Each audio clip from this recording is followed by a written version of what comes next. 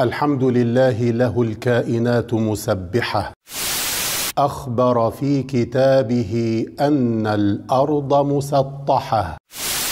وصلنا في هذه الحلقة إلى الحقيقة الأخيرة والخطيرة عن الأرض بعدما عرفنا في الحلقات السابقة أنها ليست كوكبة، وإنما هي قاع الملكوت وأرضيته وقراره. وكل ما سبق من معلومات عن الأرض قد دللت عليه من القرآن الكريم والسنة النبوية.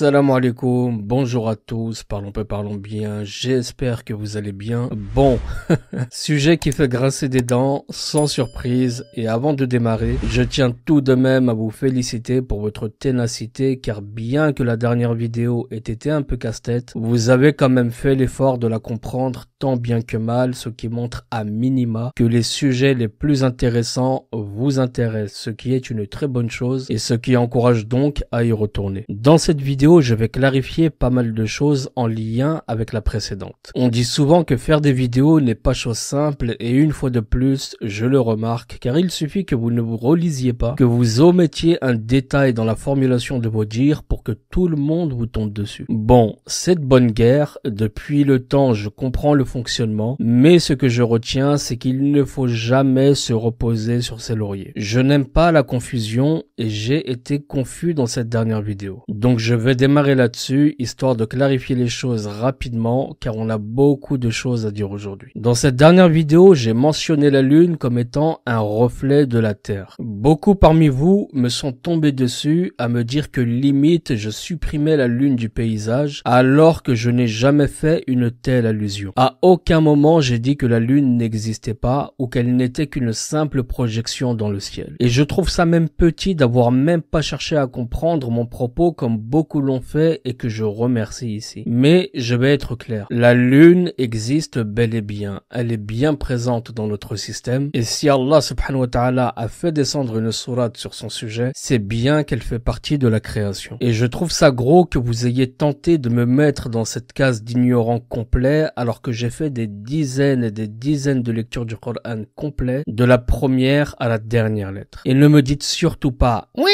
mais Kamel, t'acceptais pas la critique ». Car Allah subhanahu wa ta'ala me préserve du kibr, de l'orgueil. C'est juste que depuis le temps, vu les sujets que je traite, j'ai du mal avec l'idée qu'on me prenne pour quelqu'un qui tente de faire avaler aux gens que la Lune n'existe pas. Ce qui entraîne forcément derrière que je serai un égareur, alors que c'est ma plus grande crainte. Raison pour laquelle je dis toujours Allahu A'lam. Et Dieu seul sait. Car nous devons rester humbles. Je ne suis pas de ceux qui s'enflent d'orgueil. Allah subhanahu wa ta'ala a dit de manière claire que quiconque possède la moitié d'un grain de moutarde d'orgueil dans le cœur n'entrera pas au paradis. Qu'Allah nous en préserve. J'accepte les reproches, j'accepte l'erreur, je sais la reconnaître, mais je n'accepte pas les opportunistes se servant de n'importe quelle occasion pour tenter de me faire passer pour ce que je ne suis pas. Mais encore une fois, c'est de bonne guerre. Je serai à présent plus précis dans mes propos et vous pardonne complètement. Pour ceux qui avaient de bonnes intentions en me rappelant ce qu'est la Lune, s'il vous plaît, ne tenez pas compte de ce message, ne perdez même pas de temps à commenter là-dessus. Merci. Donc, concernant mon explication sur la Lune, ce que je voulais dire par là, c'est que sa surface agit comme un miroir. Ce que nous voyons sur la surface de la Lune, qui est réel, est une projection plasmatique dans le firmament, l'océan, ou en d'autres termes, le dôme, qui se trouve au-dessus d'elle. Je voulais donner une explication complète pour éviter les questions. Pour l'instant, ça reste flou, mais je vais tout expliquer et prouver au fil des vidéos. Et tout s'appuiera bien sûr sur les versets du Coran. Alors mes amis, vous me demandez souvent des vidéos longues, eh bien en voilà une. Vous m'avez également demandé des preuves coraniques, je vais vous en servir tout le long et vous demande de bien écouter cette vidéo jusqu'au bout, car très sincèrement, après cette dernière, il sera quasi impossible de remettre en question un fait avéré. Car là pour le coup, c'est bien vous qui irez à contre-courant de ce que dit Allah subhanahu wa ta'ala dans le Coran. Les non-musulmans, vous me connaissez maintenant depuis le temps, vous êtes libres d'écouter cette vidéo, vous Vous êtes les bienvenus, que ce soit à l'écoute comme dans l'espace commentaire. Je tiens à vous le redire, donc ne vous sentez surtout pas mis à l'écart. Donc, après ma dernière vidéo, j'en ai senti pas mal de bavards dans l'espace commentaire, plein de questions visant à ridiculiser le fait que la Terre soit plate. Et je me suis dit qu'à mon tour, je vais vous en poser des questions, vous exposer des cas visant à démontrer l'erreur manifeste que vous défendez, afin de voir ce que vous aurez à répondre. Donc, je compte sur vous pour répondre à mes affirmations, et je vais commencer par le commencement et répondre à ceux qui se demandent en quoi il est important de savoir si la Terre est plate ou sphérique. Et là, mon cher frère, ma chère sœur, laisse-moi te dire que la forme de la Terre n'est pas la racine du problème. Le problème est plutôt ce qui s'est construit autour de la forme de la Terre. La forme sphérique de la Terre a été construite sur des centaines de mensonges sans fin par lesquels ceux qui les ont propagés contrôlent le monde, par lesquels ils cultivent la fausse science et par lesquels ils pillent des milliards de dollars chaque année. La forme de la Terre sphérique est venue pour contredire ce qu'Allah subhanahu wa ta'ala dit dans le Coran et conduire in fine à une fausse croyance, voire pire, à l'athéisme. Si vous prenez connaissance de la forme de la Terre, vous glorifierez votre Seigneur et mépriserez leur falsification. Vous vous libérez intellectuellement et vous sortirez de leur programmation mentale pour savourer la vérité sur votre ennemi qui a utilisé toutes les méthodes pour vous induire en erreur et vous tromper. La forme de la Terre nous pousse à chercher, à nous interroger, à réfléchir, à coopérer et à connaître des gens qui n'ont d'autre but que de répandre la vérité. La forme de la Terre, votre Seigneur vous recommande de la contempler et de connaître la vérité pour le glorifier et mépriser le mensonge. La forme de la Terre est une clé, une porte d'entrée vers le confort psychologique, la libération intellectuelle et l'abandon de la tutelle des imposteurs. La forme de la Terre vous fait comprendre le Saint-Coran, à le contempler afin que les versets ne deviennent pas ambigus pour vous comme le plafond préservé et le ciel qui s'élève sans piliers. Une grande partie du Coran parle des versets cosmiques et Allah subhanahu wa ta'ala parle en détail de tout phénomène. La forme de la Terre vous informera des mensonges et tromperies dans lesquels beaucoup vivent depuis longtemps afin de vous détruire vous et vos enfants. Ne vous souciez plus de la forme de la Terre, mais souciez-vous d'abandonner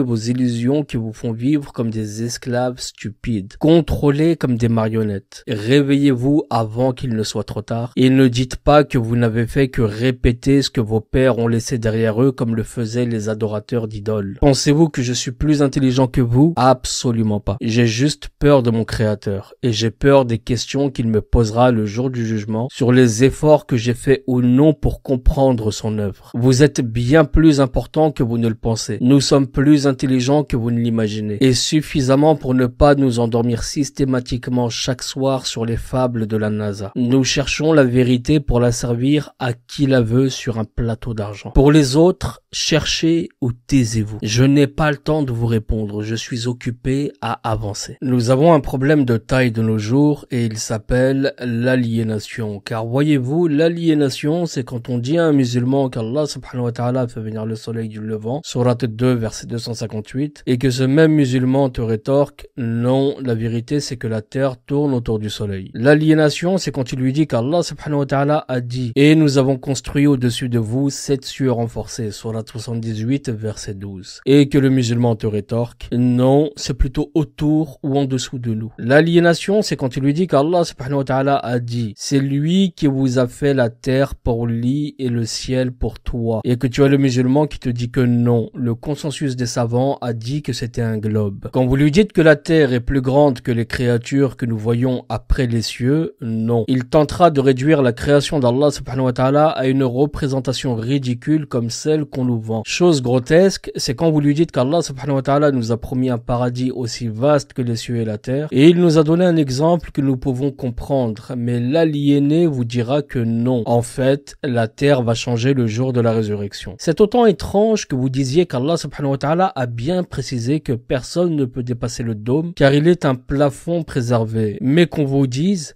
Non mais arrête, les scientifiques de la NASA sont montés sur la Lune. L'étrangeté, c'est quand tu lui dis qu'Allah subhanahu wa ta'ala nous a dit « Et où que vous soyez, tournez vos visages vers la mosquée sacrée. » Et que ce verset ne puisse s'appliquer que sur une terre qui est plate. Nous reviendrons sur tous ces points. Les preuves dont je vous ai parlé ne se tiennent pas qu'à ces quelques phrases. Et c'est maintenant qu'on démarre, mais je préviens que ce sera peut-être la dernière vidéo que je ferai sur le sujet car à cette heure-ci, nous étions censés être sur l'étude des cartes ainsi que l'Antarctique. Donc ça va être simple, je vais lancer plusieurs catégories de questions auxquelles j'invite les ballistes à répondre. Dans un premier temps, je resterai sur des faits concrets et généraux. Et ensuite, on attaquera la Terre plate ou sphérique. Donc premièrement, et je ne pouvais pas commencer ce sujet sans passer sur cette hérésie monumentale, je cite, la conquête de la Lune. Alors les amis, voici la première image diffusée à la télévision de la Terre vue de l'espace et je vous demande de bien zoomer sur la date de cette diffusion pour préciser que les choses commencent très bien. La question ici est simple. L'homme a-t-il posé le pied sur la Lune? On va démarrer avec cette vidéo que je vous demande de bien suivre.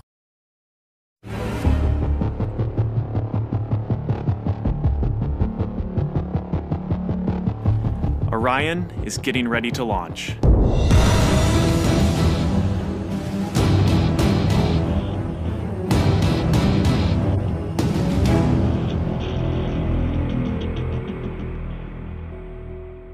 My name is Kelly Smith, and I work on navigation and guidance for Orion. Orion is NASA's next-generation spacecraft. Built with versatility in mind, it can take astronauts deeper into space than we've ever gone before, to an asteroid or even onto Mars. As we get further away from Earth, we'll pass through the Van Allen belts, an area of dangerous radiation. Radiation like this could harm the guidance systems, onboard computers, or other electronics on Orion. Naturally, we have to pass through this danger zone twice, once up and once back.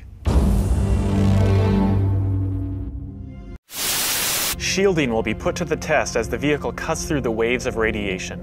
Sensors aboard will record radiation levels for scientists to study. We must solve these challenges before we send people through this region of space. For this flight, it's time to head home.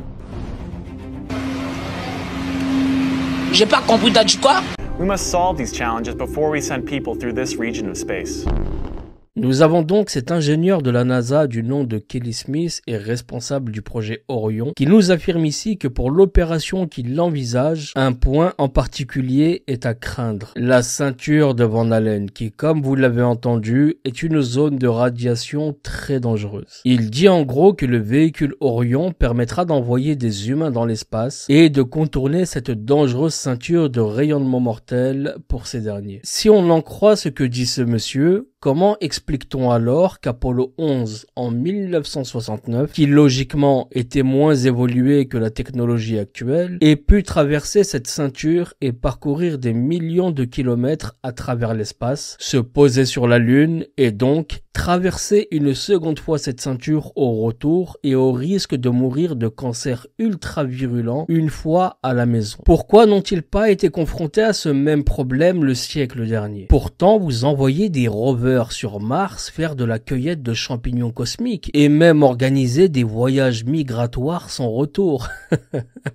Maudit menteur que vous êtes. Mais allons dans le sens de ces magiciens et faisons comme si cela s'était réellement produit. L'homme est bien monté sur la Lune. J'aimerais alors que vous répondiez à plusieurs questions très simples que j'ai en tête. Voyez-vous, on nous a donc fait suivre le voyage de ces braves astronautes vers la Lune, ils se sont miraculeusement posés dessus et ont ensuite décidé d'aller plus loin, donc de poser les pieds dessus. On nous a alors montré l'ouverture de la capsule sur fond de suspense à faire suer les plus stoïque de ce monde. On a vu un astronaute, Monsieur Armstrong, s'aventurer sur la rampe et qui visiblement ramait pour descendre de son vaisseau. On voit qu'il avait le pas très léger par peur de tomber et de fracasser sa combinaison. Quand Armstrong a posé son pied sur la surface de la Lune, j'ai trouvé ses empreintes très proéminentes. C'est-à-dire qu'il a posé ses pieds sur une sorte de boue, donc une sorte de sable légèrement mouillé. Puis je me suis demandé, mais d'où vient cette eau sur la surface de la Lune? Il y a un problème problème. Puis quand on se pose la question logique qui est d'où vient le sable, la réponse logique serait que les sables sont des formations calcaires formées par le vent, sculptant les roches. Ce qui veut dire que sans vent et sans roche, il ne peut pas y avoir de sable. Et jusqu'à preuve du contraire, sur la Lune, il n'y a pas de vent.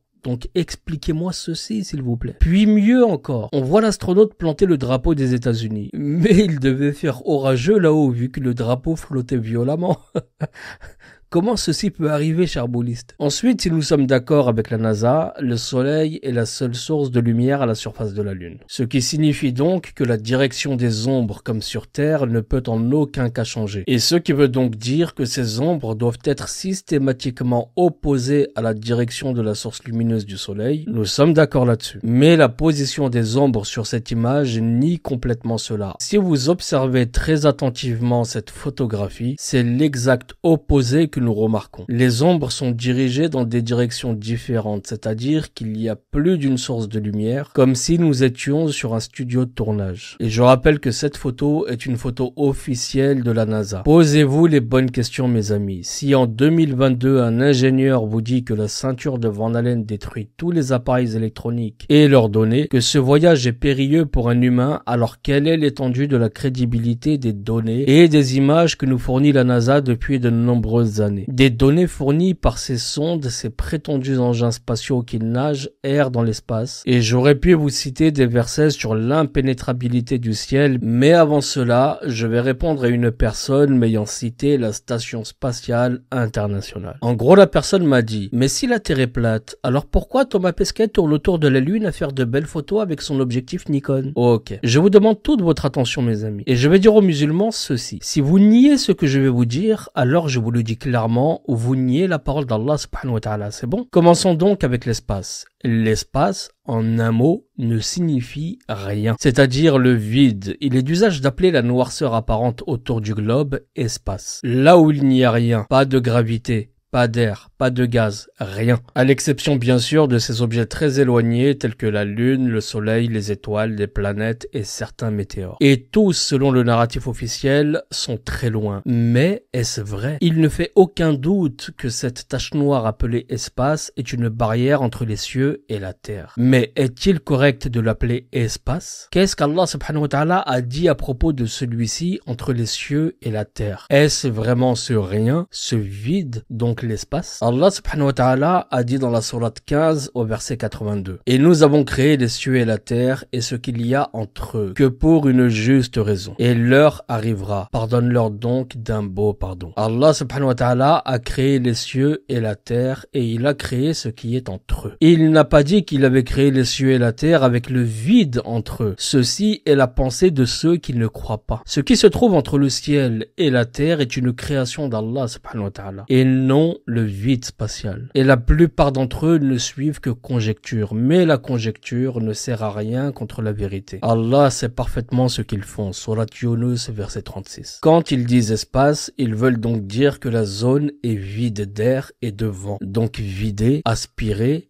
rien dedans. Ok. Pensez-vous réellement que le soleil flotte dans le vide et que les étoiles et les planètes rayonnent dans l'espace? Je vais vous démontrer que ce que nous voyons jour et nuit dans le ciel prouve que l'espace n'existe pas et bien sûr étayé par le Coran et non par des conjectures et des spéculations. Cette noirceur est la même que l'obscurité de la nuit, nous sommes d'accord. Expliquons donc la raison de cette obscurité le jour. Pourquoi lorsque nous nous élevons dans les couches supérieures de l'atmosphère en pleine journée, le ciel devient de plus en plus sombre, même si le soleil est là? Pourquoi lorsque les caméras ou appareils photo qui zooment sur la lune en pleine journée, la zone qui l'entoure est assombrie? Cette noirceur est-elle le début de l'espace? Réponse dans la sourate 7 au verset 54. Votre Seigneur, c'est Allah qui a créé les cieux et la terre en 6 jours. Puis s'est établi sur le trône. Il couvre le jour et la nuit qui poursuit celui-ci sans arrêt. Donc la nuit rattrape le jour à la hâte. Le soleil, la lune et les étoiles soumis à son commandement. La création et le commandement n'appartiennent qu'à lui. Donc, la nuit éclipse le jour. Vous avez également la sourate 91, versets 1 à 6, également, qui dit, je cite, « Par le soleil et par sa clarté, et par la lune quand elle le suit, et par le jour quand il l'éclaire, et par la nuit quand il l'enveloppe, et par le ciel et celui qui l'a construit, et par la terre et celui qui l'a étendu. » Allah subhanahu wa ta'ala a dit également dans sourate 24, verset 40, je le cite, « Sont encore semblables à des ténèbres sur une mer profonde, des vagues la recouvrent, au-dessus desquelles s'élèvent d'autres vagues, sur lesquelles il y a d'épais nuages, des ténèbres entassées les unes au-dessus des autres. » Ce que j'essaie de vous expliquer, mes amis, c'est que le voile vient toujours d'en haut. Encore un exemple, sourate 7, verset 41. « L'enfer leur servira de lit comme couverture. Ils auront des voiles de ténèbres, ainsi rétribuons-nous les injustes. » Donc la nuit, quand elle enveloppe le jour, elle le recouvre d'en haut. Le jour est comme une bulle à l'intérieur de la nuit, tournant sur la terre. La nuit le recouvre de toutes parts, donc pas d'espace, pas de vide dans la création d'Allah subhanahu wa ta'ala. Il y a le dôme au-dessus sur lequel je reviendrai et la nuit et le jour qui se succèdent. Ce qui nous amène au sujet suivant tout en restant dans la même thématique, les satellites. Et là encore, vous allez voir que beaucoup ne font pas appel au bon sens, malheureusement. Retirons l'espace de l'équation, faites comme si je ne vous avais pas parlé de ce que je vous ai dit précédemment, et supposons que l'espace existe, que la Terre est ronde et que nos bons vieux satellites tournent en orbite autour de cette dernière. Ok, je vais alors vous confirmer une fois pour toutes que les délires de la NASA ne s'arrêtent qu'au studio où sont tournés leurs films époustouflants. Allah subhanahu wa ta'ala nous dit dans le Coran, sourate 21, verset 32, je cite, « Et nous avons fait du ciel un toit protégé, et cependant il se détourne de ses merveilles. » Dans ce verset, Allah subhanahu wa ta'ala nous parle clairement de la composition du ciel, qui est un toit. Un toit est quelque chose de solide que nous plaçons sur les maisons ou les bâtiments. Le ciel est comme un plafond par rapport à la terre. Quant à la préservation, c'est-à-dire qu'il est préservé par le pouvoir du Créateur de la sortie des djinns et des humains, il est également préservé de la chute et on reparlera du comment quand on abordera l'Antarctique. Ensuite, nous avons sourate 79 au verset 27 à 29 où Allah subhanahu wa ta'ala nous dit ce qui suit. « Êtes-vous plus dur à créer ou le ciel qu'il a pourtant construit? Il a élevé bien haut sa voûte, puis l'a parfaitement ordonné. Il a assombri sa nuit et fait luire son jour. Je ne pensais même pas qu'il soit utile d'expliquer. Le meilleur qui va vous aider à mieux comprendre la supercherie, c'est le verset 33 de la sourate 50 où Allah subhanahu wa ta'ala dit « Ô peuple de djinns et d'hommes, si vous pouvez sortir du domaine des cieux et de la terre, alors faites-le. Mais vous ne pourrez en sortir qu'à l'aide d'un pouvoir illimité. » Et dans ce verset, mes chers frères et sœurs, Allah subhanahu wa ta'ala défie clairement toute l'humanité, djinns compris, d'entrer et de sortir de la terre. Ce qui veut dire que c'est une chose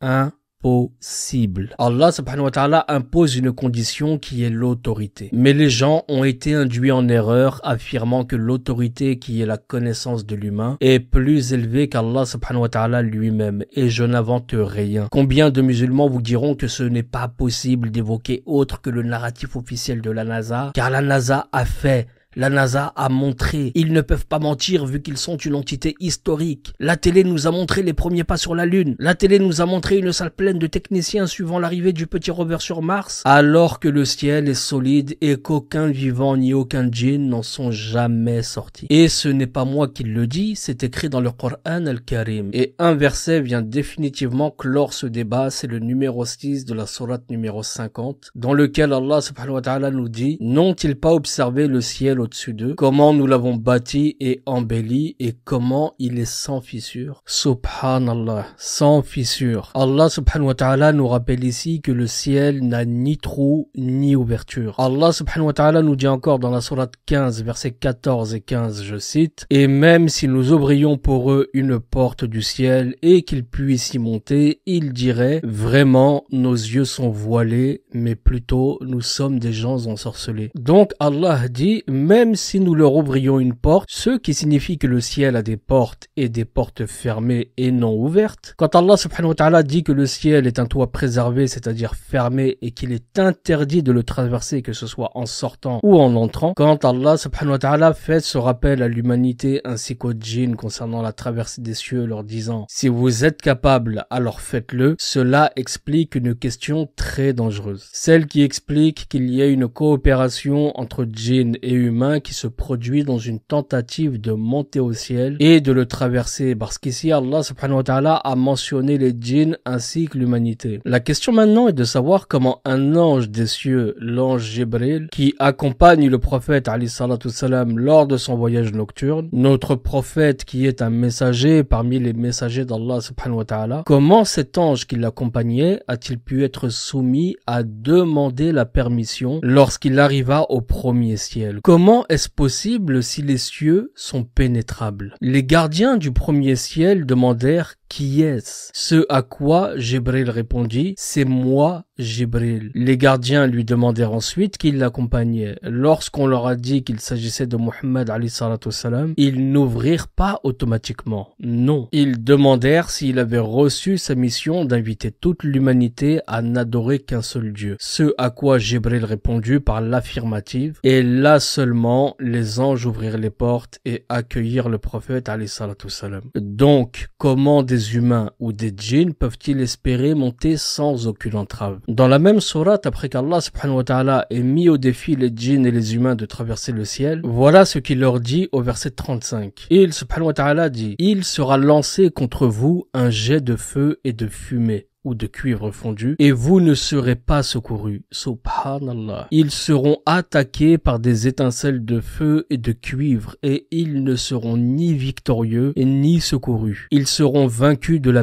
pire des manières. Comment pouvez-vous alors croire qu'une équipe d'astronautes qui partent en colonie de vacances sur la Lune peuvent entrer et sortir à leur guise? Et vous avez des personnes qui continuent à vous dire: mais alors ça voudrait dire qu'ils sont tous de mèche? C'est pas possible. Bah bien sûr, Allah te le prouve dans le Coran. Donc soit tu crois à la créature et tu renies la parole du Créateur subhanahu wa ta'ala, soit tu acceptes l'évidence. Car les versets que je vous ai cités sont clairs, je ne les invente pas. Conclusion, les cieux ont des portes et ils sont complètement fermés. Ils n'ont aucune ouverture, aucune fissure, donc partant de ce postulat, comment pouvez-vous croire en ces photos de la Terre? Comment pouvez-vous croire à Apollo 11? Comment pouvez-vous croire en la supercherie des satellites qui tournent en orbite? En fait, il est plus simple de démonter l'idée d'une Terre ronde que de se fatiguer à vous expliquer que la Terre n'est pas celle qu'on nous montre, car depuis tout à l'heure, je n'ai même pas encore parlé de Terre plate, mais j'ai donné assez d'arguments pour vous détacher définitivement de l'idée que cette Terre est un globe qui tourne plus vite que la vitesse de la lumière. Parlons-en d'ailleurs. Par contre, je vais essayer de ne pas rire et ça va être difficile. Donc selon les boulistes, la Terre tourne sur elle-même à une vitesse de 465 mètres secondes, c'est-à-dire plus rapide que le son. Et cela est scientifiquement confirmé par les prêtres de la NASA. Et il est également convenu entre compagnons, donc la NASA et ses trolls, que la Terre effectue un cycle complet environ toutes les 24 heures. Je vais à présent vous démontrer à quel point l'ignorance est un fléau. Première question. Comment la Terre peut-elle tourner plus vite que la vitesse du son qui est de 340,29 mètres secondes sans même qu'on entende le bruit du franchissement de ce mur? Et la question à laquelle vous ne trouverez pas de réponse est: pourquoi les tempêtes tropicales et les cyclones ne se produisent-ils pas au pôle nord et sud à la suite de l'accumulation d'air orageux à la suite de la prétendue circulation? Si la Terre tournait à cette vitesse imaginaire, les ouragans et les tempêtes tropicales devraient continuer de façon très énorme au sommet des pôles. Donc la logique des boulistes vous dit: chers citoyens, vous vivez sur une planète qui tourne sur elle-même à une vitesse de 1670 km/h et cette planète tourne autour du Soleil à une vitesse de 107 000 km/h et cette planète et le Soleil tournent à une vitesse de 780 000 km/h dans leur orbite aux confins de la galaxie et de la Voie lactée. Et cette planète et ce Soleil fougueux et déchaîné, ainsi que cette énorme galaxie, avancent dans l'espace à une vitesse de 2,2 millions de km/h. Sérieusement les amis, s'il vous plaît. Et une des preuves qui aurait pu être la dernière que la Terre est plate et stationnaire est la voie. Je m'explique. La vitesse alléguée à la rotation de la Terre sur elle-même est de 1670 km/h et la vitesse du son est de 1235 km/h. Si cela est réel, comment entendez-vous encore le moindre son sur une boule qui a échappé à la vitesse du son? Réfléchissez un peu mes amis. Comment un enfant pourrait-il entendre sa mère l'appeler alors que la Terre précède même la voix voix de sa mère. Ce qui signifie qu'elle appelle son fils devant elle et que sa voix revient à des centaines de kilomètres derrière elle.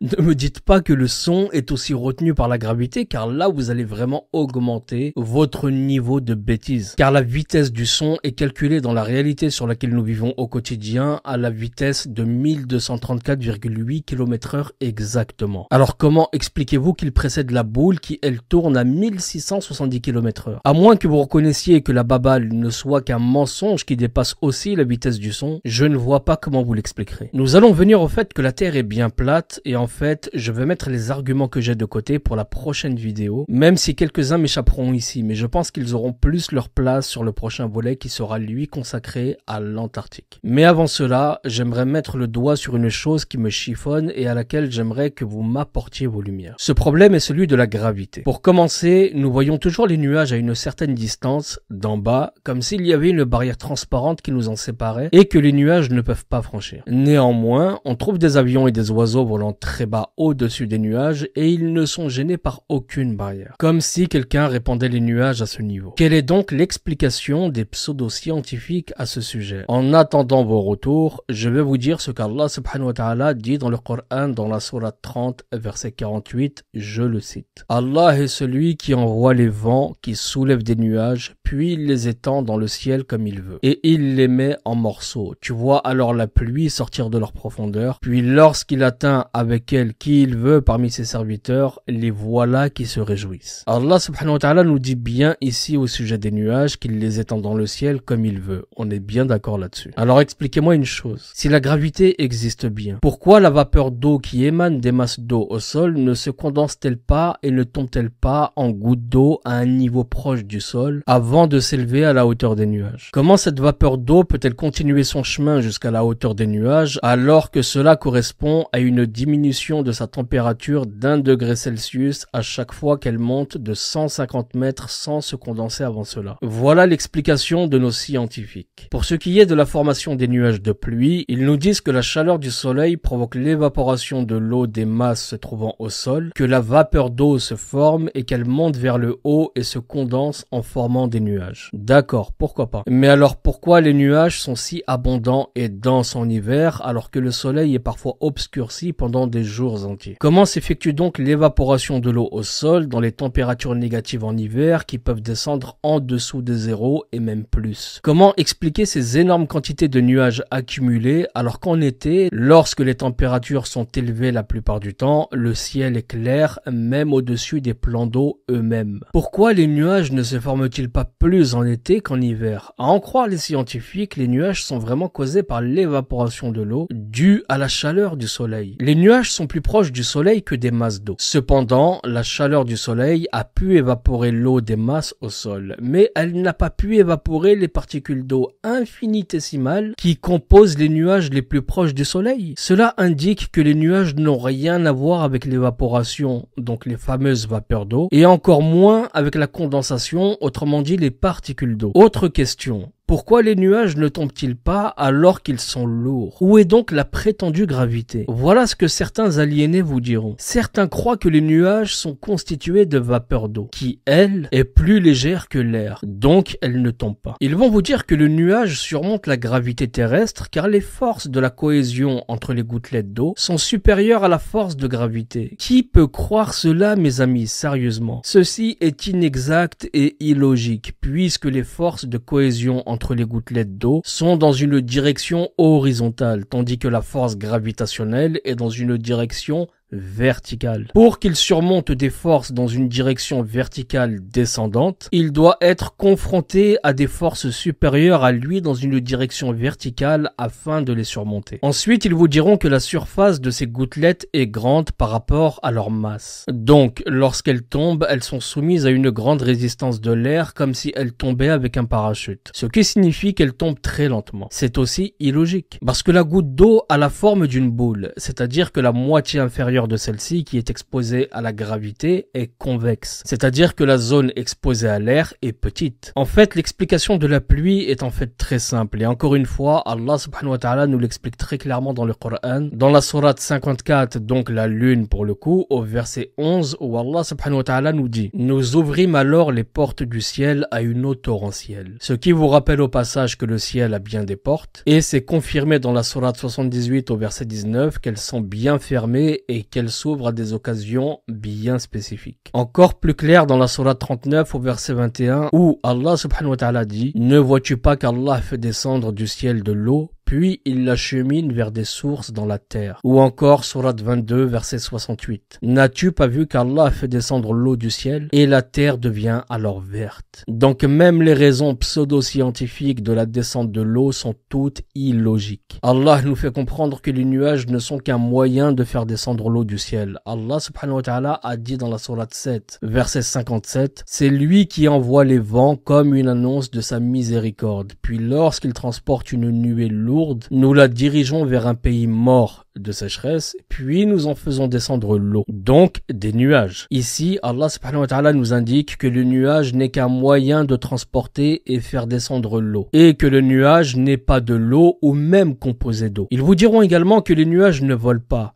Ils tombent, mais leur chute est si lente qu'un léger courant d'air ascendant suffit à arrêter leur chute ou même à les élever vers le haut. C'est aussi une explication inacceptable parce que nous ne voyons pas cela dans la nature. Nous ne voyons pas que les nuages vont de haut en bas, mais qu'ils se déplacent horizontalement, de manière stable. Il n'y a ni montée ni descente en eux. Donc, où est cette prétendue gravité? Regardez cette simple image. La gravité a suffisamment de force pour stabiliser les océans de masse, de densité et de taille massive, alors qu'elle ne peut pas appliquer la même force à un oiseau dans le ciel? Est-elle vraiment sélective dans l'application de sa force, ou est-ce juste une énergie mythique qui n'existe pas sur le plan réel? Respectez vos esprits et votre bon sens, mes amis, et rendez Allah suffisant pour vous, car c'est lui qui vous conduira à la vérité et pas la NASA ni même ses défenseurs. Je vais aborder deux derniers points, mes amis, après quoi je mettrai fin à cette vidéo. Cela dit, il est quasi certain que je referai une ou plusieurs vidéos comme celle-ci quand j'en aurai fini avec le sujet de l'Antarctique, car il y a encore beaucoup trop de points qu'il est possible de démentir très aisément. Je ne veux pas que cette vidéo paraisse comme quelque chose d'incomplet, car c'est vraiment la longueur de la vidéo qui me pousse à abréger et surtout à prioriser. Donc, deux points qui, vous allez le voir, pour l'un d'entre eux est purement diabolique, tant il vise à réduire la création d'Allah subhanahu wa ta'ala à quelque chose d'insignifiant. Et le plus regrettable, c'est que bon nombre de musulmans y croient sciemment. Je ne dis pas tout le monde, mais beaucoup de défenseurs de la sphère n'accepteront jamais d'abandonner ce confort dans lequel ils baignent, quitte à laisser des shayatines remettre en question la création même d'Allah subhanahu wa ta'ala. Donc perso, je ne peux pas passer à côté, et je vais aborder ensuite pour finir le mensonge des satellites. Donc ce premier point, c'est celui qui vise à dire que le soleil est plus grand que la Terre. Ce qui bien sûr est faux et archi faux. Et encore une fois, avec des preuves concrètes tirées du Coran et de la Sunna, je vais vous le prouver. Premièrement, nous avons ce verset. Le soleil ne peut rattraper la lune, ni la nuit devancer le jour, et chacun vogue dans son orbite. Le soleil, la lune et les étoiles nagent dans cette orbite, qui est une orbite ronde entre le ciel et la terre. Ne faites pas attention à l'exemple, c'est juste pour schématiser. Ensuite, Allah subhanahu wa ta'ala nous dit, en parlant de Zulqarnayn, et quand il lui atteint le couchant, il trouva que le soleil se couchait dans une source boueuse. On sait que le soleil se lève à l'est et qu'il se couche à l'ouest. Ces points cardinaux nous désignent les lieux d'où le soleil se couche et se lève. Deux endroits qui font partie de la Terre. La Terre est donc un tout.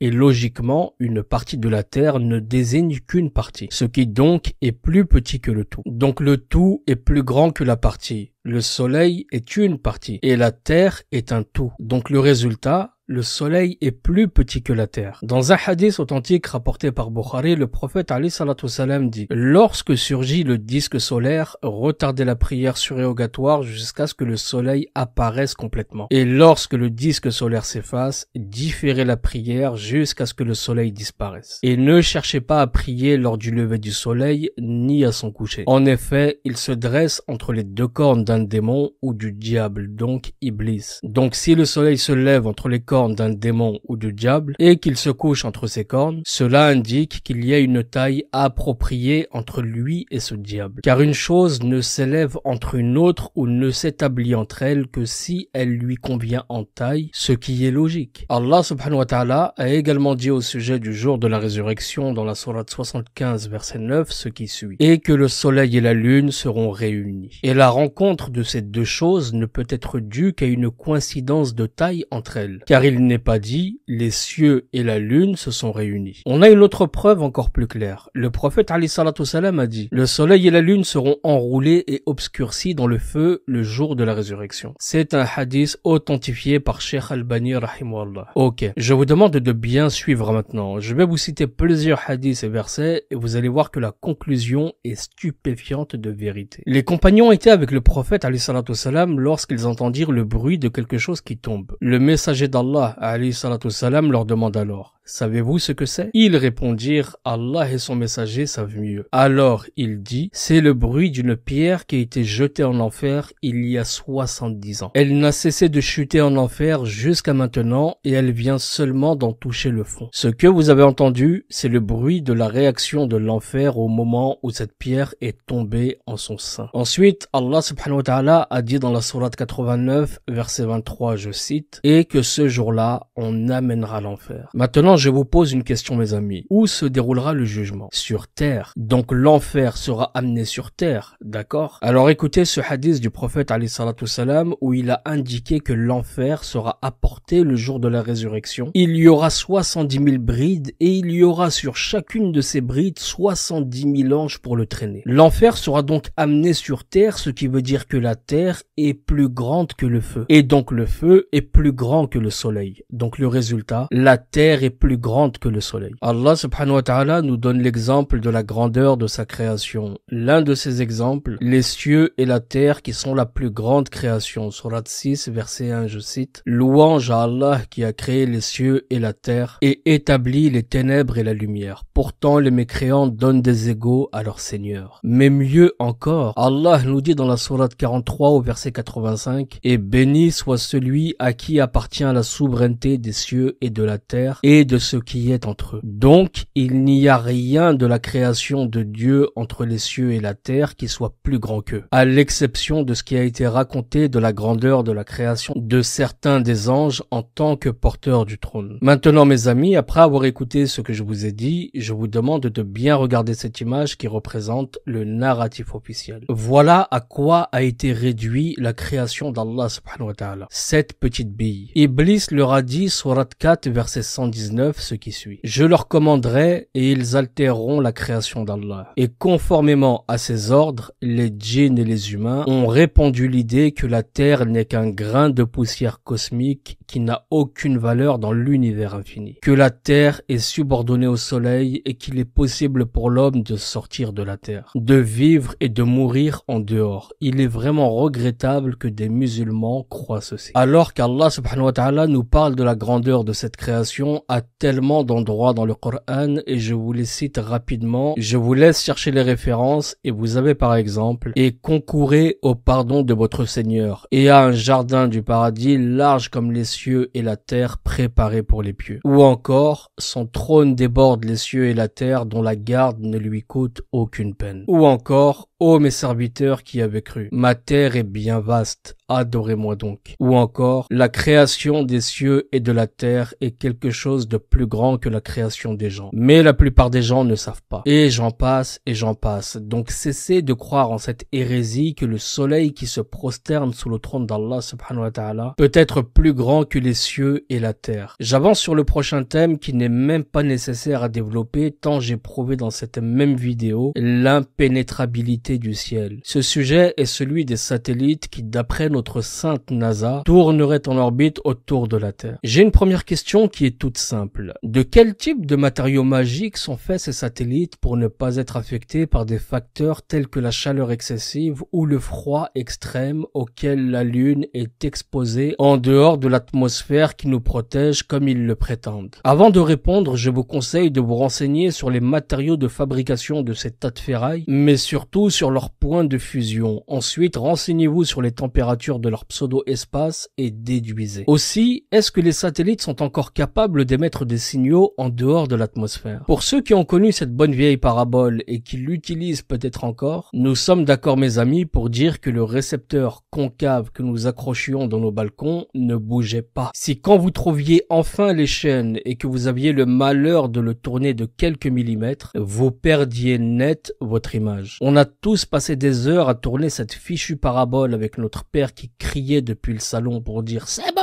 Ce qui est la preuve que l'émetteur, qui est donc le prétendu satellite, est immobile et ne se déplace pas à une vitesse de 1670 km/h autour de la Terre ou encore à 10 000 km autour du Soleil et est encore moins soumis à la rotation de la galaxie à 1 million de km/h. Demandez-vous d'ailleurs pourquoi une parabole est toujours orientée à 45 degrés et jamais à 90, ce qui devrait être le cas si le signal venait du ciel. Ce qui me fait rire, c'est que personne n'a encore pu fabriquer un véhicule à énergie auto-renouvelable, donc qui peut fonctionner sans aucune source électrique extérieure, mais on veut nous faire croire que les ailes du satellite à panneaux solaires peuvent-elles être alimentées par les rayons solaires alors que la NASA nous dit elle-même que les rayons solaires ne peuvent être exploités que grâce à l'atmosphère. Aussi, comment capter le signal d'un satellite lorsqu'il est de l'autre côté de la Terre? Comment fait-il pour ne jamais être exposé aux météorites, aux astéroïdes, ceux-là même qui sont censés toucher la Terre tous les 4 jeudis? Quelle est cette énergie qui ne s'épuise pas pour faire fonctionner certains de ces appareils depuis des décennies? Pourquoi ne les utilisez-vous pas pour diffuser Internet au lieu de faire passer des câbles sous-marins qui, eux, sont coûteux et stressants stratégiquement parlant? De votre propre aveu, vous avez affirmé que 99% d'Internet passe par ces câbles sous-marins. Les téléphones captent leur signal grâce aux radars et appareils installés dans les villes, sur les immeubles et même sur les montagnes. Si nous sortons d'un certain périmètre, boum, plus de connexion. Pensez-vous que cela serait possible si le signal venait du ciel? Donc à quoi servent vos satellites imaginaires? Google Earth est photographié par des avions et des ballons pour Google, et d'ailleurs, elles contiennent de nombreuses erreurs. Google Maps dépend du programme de statistiques, donc du réseau d'utilisateurs grâce auquel ils analysent les données pour envoyer les infotrafics. Donc, ils savent tout sans aller chercher bien loin. Les avions utilisent toujours les tours de contrôle et les radars pour se diriger. Et en cas de panne ou d'explosion, ils sont obligés de chercher les boîtes noires parfois pendant des mois. Parfois même, elles ne sont jamais retrouvées, alors que si les satellites existaient bel et bien, les boîtes noires seraient retrouvées instantanément. Parfois, ce sont des avions entiers qui disparaissent et qui ne sont jamais retrouvés, et ce ne sont pas les exemples qui manquent. Vous dites qu'il y a aujourd'hui plus de 2600 satellites en orbite autour de la Terre. Alors donnez-nous une vidéo montrant ces satellites voguant en orbite entourés de leurs congénères. Et s'il vous plaît, par pitié, évitez les petites vidéos 3D qu'on a l'habitude de voir. Quand vos satellites imaginaires sont envoyés par fusée, comment font-ils une fois en orbite pour ne pas entrer en collision avec des milliers de satellites qui tournent déjà autour de la Terre? Il y a des feux rouges pour réguler tout ça dans l'espace ou c'est comment? Ces satellites ne tombent pas en panne apparemment, car le plus vieux satellite que je connaisse, le bon vieux Nilsat, est toujours en service depuis 1998. Aussi, pourquoi utilisent-ils des avions espions alors qu'ils ont les satellites? Pourquoi les navires utilisent-ils des boussoles et des radars alors que le guidage pourrait se faire par satellite? Pourquoi les ballistes n'utilisent donc pas leur cerveau pour découvrir la réponse de cette charade géante et ainsi faire tomber le rideau de cette supercherie? Il n'y a pas de satellite, uniquement des stations qui se trouvent au sol ou dans les airs suspendues à des ballons. Ils nous ont induits en erreur en disant que cette technologie est un monopole. Et ils nous ont fabriqué de la ferraille, puis nous ont fait croire qu'ils l'envoyaient dans l'espace, alors que même la surveillance météorologique se fait encore avec des techniques archaïques. Enfin bref, je vais clore ici cette vidéo mes amis, il y a plein de choses que vous allez croire que j'ai zappé, mais en fait, ces sujets sont liés à la Terre plate et donc à la suite des vidéos. On parlera du phénomène des marées, l'étoile polaire, l'éther. Je vous donnerai un tas d'exemples concrets qui, Inch'Allah, Inch'Allah, vous ouvriront les yeux une bonne fois pour toutes. Nous parlerons de l'aviation, car après ma dernière vidéo, les pilotes me sont aussi tombés dessus, me bombardant de messages, comme si j'avais touché une corde sensible. Je ne vais même pas vous citer, ni même partager votre sarcasme, cela dit, je vais vous poser une sacrée colle en vous donnant un défi, celui de répondre à toutes ces questions sans trop bégayer, et sans aller me chercher des théories fumeuses de la Sainte NASA qui, je l'ai prouvé, ne sont que des cinéastes de renom. Vous, chers pilotes, vous n'êtes que des fourbes, des menteurs qui osaient dire que depuis vos cockpits, vous voyez une ligne d'horizon courbée. Mais bizarrement, vous êtes motus et bouche cousue depuis des décennies pour ce qui est des épandages chimiques. Donc nous n'attendons rien des pleutres menteurs que vous êtes qui marchez main dans la main avec ces menteurs. On va revenir sur votre lâcheté dans la prochaine vidéo et vous allez vous aussi prendre une tarte derrière la tête. En bref, mes amis, beaucoup de choses en lien avec la Terre plate que je préfère ne pas mélanger à cette vidéo, mais je vous annonce déjà la couleur pour la suite. La Terre est plate, elle est immobile, ni en mouvement, ni en rotation. Le Soleil et la Lune sont proches et petits. Ils tournent sur une orbite horizontalement autour du centre de la Terre. La nuit et le jour sont deux créatures distinctes du Soleil et de la Lune, et elles tournent en synchronisation avec la rotation du Soleil, et à travers elles, la pénétration de la nuit dans le jour et vice-versa. Le 12 juin et le 21 décembre, les spots diurnes et nocturnes sont égaux à l'intérieur du mur de glace. Le jour est ce qui montre le Soleil et la nuit est ce qui cache le Soleil. Les 4 saisons sont formées par la transition de l'orbite du Soleil vers le nord. L'été se produit lorsque le Soleil atteint l'extrême nord, donc le tropique du Cancer. Et l'hiver se produit lorsque le Soleil atteint l'extrême sud, donc le tropique du Capricorne. Les 2 équinoxes se produisent lorsque le Soleil est à l'équateur. Au nord, de n'importe quel point de la Terre se trouve la direction qui pointe vers le centre, donc le pôle nord. Le sud n'est pas une destination spécifique, donc l'opposé du nord est par définition le sud. Le sud est un cercle de 360 degrés. Les continents, les mers et les océans sont entourés de chaque côté par un mur de glace appelé Antarctique. Le mur de glace s'étend de tous côtés jusqu'où Allah subhanahu wa ta'ala sait, car la Terre est très large, aussi large que le ciel. La Terre a des bords que nous ne connaissons pas et que personne n'atteindra. Le point de repère cosmique pour nous est en dessous et au-dessus, et il est perpendiculaire à la Terre plate. Le ciel est un plafond préservé, donc personne ne peut décoller. La Terre n'a pas de gravité. La descente ou l'ascension des corps est causée par la densité du corps par rapport à la densité du milieu environnant. Et pour ceux qui ne font pas la différence entre le mur de glace et les extrémités de la Terre, voici une explication un peu plus simple. Nos continents, nos mers, nos océans et l'Antarctique compris sont notre Terre. Le mur de glace est le début de l'Antarctique. L'Antarctique s'étend de tous côtés jusqu'à un endroit que seul Allah subhanahu wa ta'ala connaît. Voilà. Je rajouterai une dernière chose pour bien conclure cette vidéo, c'est le verset 48 de la sourate numéro 5, où Allah subhanahu wa ta'ala nous dit: si Allah avait voulu, certes il aurait fait de vous tous une seule communauté. Mais il veut vous éprouver en ce qu'il vous donne. Concurrencez-vous donc dans les bonnes œuvres. C'est vers Allah qu'est votre retour à tous. Alors il vous informera de ce en quoi vous divergiez. Donc mes amis, Allah subhanahu wa ta'ala a laissé le choix aux hommes, le libre choix de croire ou de ne pas croire, et a interdit qu'on force les gens à adopter une idée quelle qu'elle soit. Donc divergeons, cela ne me dérange pas, tant qu'on ne me prend pas pour un idiot à déformer volontairement mes propos. Là-dessus, j'ai déjà prévenu, je bloque, je n'ai pas une seconde à perdre avec vous. Pour les autres, eh bien mes amis, poursuivons cette route et préparez-vous à encore plus gros dans les vidéos qui arrivent. En attendant, prenez tous soin de vous et de vos proches. Assalamu alaikum, paix sur vous.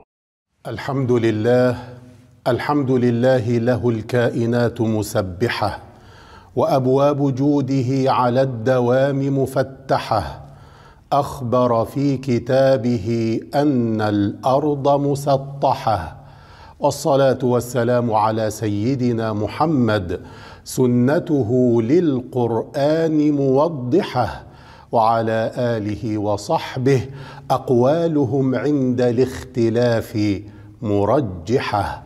أما بعد فيا أيها الإخوة الكرام، السلام عليكم ورحمة الله وبركاته، وحياكم الله مع كيف بدأ الخلق. وصلنا في هذه الحلقة إلى الحقيقة الأخيرة والخطيرة عن الأرض، بعدما عرفنا في الحلقات السابقة أنها ليست كوكبة، وإنما هي قاع الملكوت وأرضيته وقراره. وعرفنا كذلك أن الأرض ثابتة مستقرة لا تلف ولا تدور، وأنها واسعة ممتدة عرضها كعرض السماء سواء بسواء. وكل ما سبق من معلومات عن الأرض قد دللت عليه من القرآن الكريم والسنة النبوية. أيها الإخوة، كل الحقائق السابقة تقودنا إلى الحقيقة التي معنا في هذه الحلقة، بل هي نتيجة حتمية وطبيعية ومنطقية لما سبق من حقائق. حقيقة اليوم هي أن الأرض ليست كرة، الأرض ليست كرة، وإنما هي مسطحة مستديرة. فبما أنها قاع الملكوت وأرضيته فلا بد أن تكون مسطحة. بالفطرة السليمة والعقول المستقيمة الأرض مسطحة. بهطول الأمطار وثبات البحار الأرض مسطحة. بالمعقول والمحسوس والأدلة والنصوص الأرض مسطحة. أيها الإخوة، قال الله جل الله: ما أشهدتهم خلق السماوات والأرض ولا خلق أنفسهم وما كنت متخذ المضلين عضدا. هذه الآية وحدها تكفي للدلالة على أن الشكل الكلي والكامل للأرض والسماوات من الغيبيات، وأن البشر لا يحيطون به علما ولا بصرا، وأنه لا سبيل لهم لمعرفة ذلك إلا عن طريق الوحي بآيات القرآن الصريحة والسنة الصحيحة. والله جل الله لم يتركنا دون أن يخبرنا عن حقيقة شكل السماء، وإنما ذكر لنا ذلك بوضوح: أنها بناء، أنها 7 طبقات، أنها سقف محفوظ، أنها ليس فيها فطور أو شقوق، وأن الشمس والقمر والنجوم فيها في السماء، وأن الماء ينزل من السماء. وكذلك الأرض ذكر الله لنا في كتابه بل وفي كتبه التي أنزلها على رسله، أخبرنا عن شكل وهيئة الأرض وبكل الألفاظ التي ترسخ في العقول حقيقة شكل الأرض. وهذا ما ذكره جمع كبير من المفسرين في تفسيرهم لتلك الألفاظ. فتعالوا نختصر الكلام ونتوكل على الملك العلام ونعرض ما لدينا من أدلة مع تفسير العلماء لهذه الأدلة. أولا، آيات بسط وتسطح الأرض. الله جل جلاله ذكر في كتابه كل الألفاظ التي تدل على أن الأرض مسطحة، حتى لا يبقى ريب في نفس مسلم، وحتى لا يخدعك أحد في هذه المسألة. تعالوا نتعرف على تلك الألفاظ. قال سبحانه: والأرض بعد ذلك دحاها. قال: وإلى الأرض كيف سطحت. قال: والأرض فرشناها فنعم الماهدون. قال: وهو الذي مد الأرض. قال: والأرض مددناها.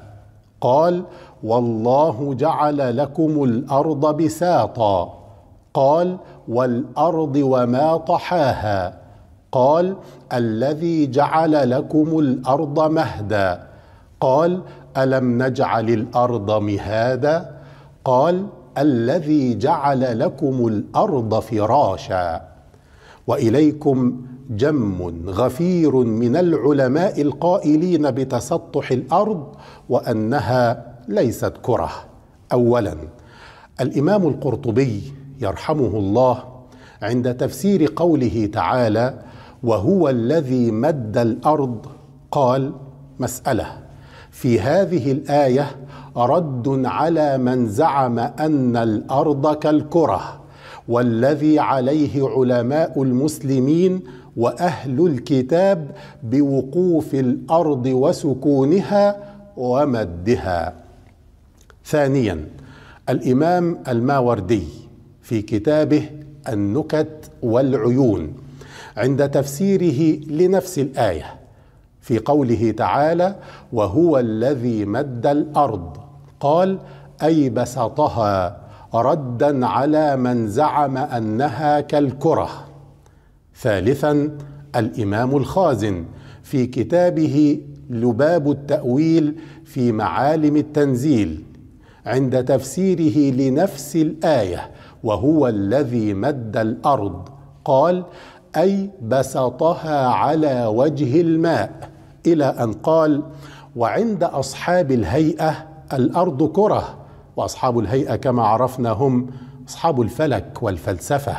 ماذا قال الإمام الخازن؟ قال: والأرض عند أصحاب الهيئة كرة. ويمكن أن يقال إن الكرة إذا كانت كبيرة عظيمة فكل قطعة منها تشاهد ممدودة كالسطح الكبير العظيم، فحصل الجمع. هو هنا في هذه العبارة يعرض ويحكي رأي أصحاب الهيئة، ثم يرد عليهم فيقول: ومع ذلك فالله قد أخبر أنه مد الأرض وأنه دحاها وبسطها، وكل ذلك يدل على التسطيح، والله تعالى أصدق قيلا وأبين دليلا من أصحاب الهيئة. مرة أخرى: وكل ذلك يدل على التسطيح، والله تعالى أصدق قيلا وأبين دليلا من أصحاب الهيئة. رابعا، الإمام أبو الطيب القنوجي في كتابه فتح البيان في مقاصد القرآن في قوله تعالى: والأرض مددناها، والتي تكررت مرتين في القرآن الكريم، قال: مددناها أي بسطناها وفرشناها على وجه الماء، كما في قوله: والأرض بعد ذلك دحاها، وفي قوله: والأرض فرشناها فنعم الماهدون، يقول: وفيه رد على من زعم أنها كالكرة. يقول: وفيه رد على من زعم أنها كالكرة. خامسا، الإمام الشوكاني في كتابه فتح القدير قال: مددناها أي بسطناها وفرشناها، كما في قوله: والأرض بعد ذلك دحاها، وفي قوله: والأرض فرشناها فنعم الماهدون، يقول: وفيه رد على من زعم أنها كالكرة. سادسا، قال جلال الدين المحلي في تفسير الجلالين: وإلى الأرض كيف سطحت أي بسطت. وقوله سطحت ظاهر في أن الأرض سطح، وعليه علماء الشرع، لا كره كما قاله أهل الهيئة، وإن لم ينقض ركنا من أركان الشرع. لاحظوا ماذا قال: قال: وعليه علماء الشرع، لا كره كما قال أهل الهيئة، أي أن علماء الشرع في عهده أجمعوا على ذلك، ولو كان هناك خلاف لذكره لنا. سابعا، الإمام ابن عطية في كتابه المحرر الوجيز في تفسير الكتاب العزيز في تفسير قوله تعالى: وإلى الأرض كيف سطحت، قال: سطحت، وظاهر هذه الآية سطح لا كره، وهو الذي عليه أهل العلم. والقول بكرويتها وإن كان لا ينقض ركنا من أركان الشرع فهو قول لا يثبته علماء الشرع، يعني القول بأنها كروية هو قول لا يثبته علماء الشرع. ثامنا، الإمام الثعالبي في كتابه الجواهر الحسان في تفسير القرآن في قوله تعالى: وإلى الأرض كيف سطحت، قال: وظاهره أن الأرض سطح لا كره، وهذا الذي عليه أهل العلم. تاسعا، عبد القاهر البغدادي في كتابه أصول الدين في قوله تعالى: والله جعل لكم الأرض بساطا، يقول خلافا لقول من زعم من الفلاسفة والمنجمين بأن الأرض كروية غير مبسوطة.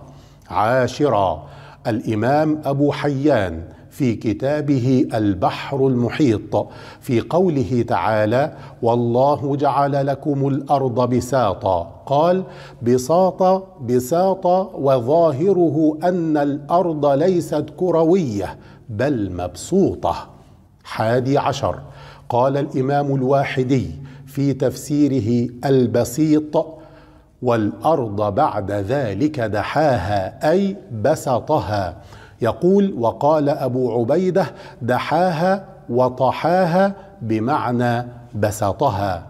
وأنشد قول زيد بن عمرو بن نفيل: دحاها فلما رآها استوت على الماء أرسى عليها الجبال. وقال: الدحو البسط، دحى الأرض يدحوها دحوا أي بسطها. وفي النهاية الدحو البسط والمدحوات الأرضون. 12، يقول الإمام البغوي: أي بسطت. قال عطاء عن ابن عباس رضي الله عنهما يقول الله: هل يقدر أحد أن يخلق مثل الإبل أو يرفع مثل السماء أو ينصب مثل الجبال أو يسطح مثل الأرض غيري؟ سبحانه. والله جعل لكم الأرض بساطا. 13، يقول الإمام ابن جرير الطبري شيخ المفسرين: وإلى الأرض كيف سطحت أي بسطت. يقال جبل مسطح إذا كان في أعلاه استواء. وبنحو الذي قلنا في ذلك قال أهل التأويل. يقول وعن قتادة: وإلى الأرض كيف سطحت أي بسطت. 14، قال الإمام ابن كثير: كيف سطحت أي كيف بسطت ومدت ومهدت. وأخيرا قال صاحب النونية الإمام القحطاني، وهو من علماء القرن الرابع الهجري، في قصيدته المشهورة التي وضع فيها قواعد عظيمة في العقيدة والشريعة ومحاربة الفتن والبدع والأهواء، وفيها من العلم والحكمة الكثير. قال الإمام القحطاني فيما يخص موضوعنا: كذب المهندس والمنجم مثله، فهما لعلم الله مدعيان. الأرض عند كليهما كروية، وهما بهذا القول مقترنان. والأرض عند أولي النهى لسطيحة، بدليل صدق واضح القرآن. والله صيرها فراشا للورى، وبنى السماء بأحسن البنيان. والله أخبر أنها مسطوحة، وأبان ذلك أيما تبيان. أيها المؤمنون بكتاب الله، كل هذه الكلمات القرآنية الصريحة المباشرة من كتاب ربنا، وكل هذه الأقوال الصريحة المباشرة لعلمائنا لتنادي على كل مسلم أن تفكروا في خلق السماوات والأرض، وأعيدوا النظر في تلك العلوم التي غرسوها في عقولنا. تأملوا مرة أخرى في آيات القرآن الكريم التي تتكلم عن السماوات والأرض. تدبر كم قرن الله بين السماء والأرض في القرآن الكريم. تمعن كيف يرسخ الله فينا قوله: السماوات والأرض وما بينهما. انظر في كم موضع ذكر هذه العبارة: السماوات والأرض وما بينهما. تدبر وأنت تقرأ مثل هذه الآيات: أعوذ بالله من الشيطان الرجيم، وما خلقنا السماء والأرض وما بينهما باطلا، ذلك ظن الذين كفروا، فويل للذين كفروا من النار. أم نجعل الذين آمنوا وعملوا الصالحات كالمفسدين في الأرض، أم نجعل المتقين كالفجار. كتاب أنزلناه إليك مبارك ليدبروا آياته وليتذكر أولو الألباب. فجاء الأمر بالتدبر في آيات الكتاب الكريم بعد ذكر خلق السماء والأرض وما بينهما. تأمل في مثل قوله: وما خلقنا السماوات والأرض وما بينهما لاعبين، ما خلقناهما إلا بالحق ولكن أكثرهم لا يعلمون.